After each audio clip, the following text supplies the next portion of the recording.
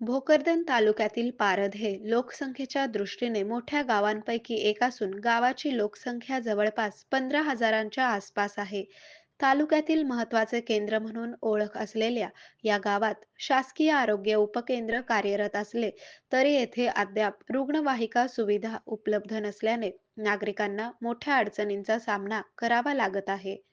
गावात एखादा नागरिक गंभीर आजारी पडल्यास किंवा अपघाताची घटना घडल्यास रुग्णाला तातडीने उपचारासाठी हलवणे अत्यंत कठीण ठरत आहे. योग्य वेळी रुग्णवाहिका उपलब्ध होत नसल्यामुळे रुग्णांच्या जीवितास धोका निर्माण होण्याची शक्यता वाढत असल्याची चिंता ग्रामस्थांकडून व्यक्त केली जात आहे.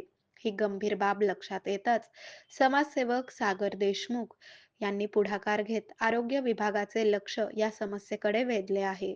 एवढ्या मोठ्या लोकवस्तीच्या गावात शासकीय रुग्णवाहिका असणे अत्यावश्यक असल्याचे त्यांनी नमूद केले.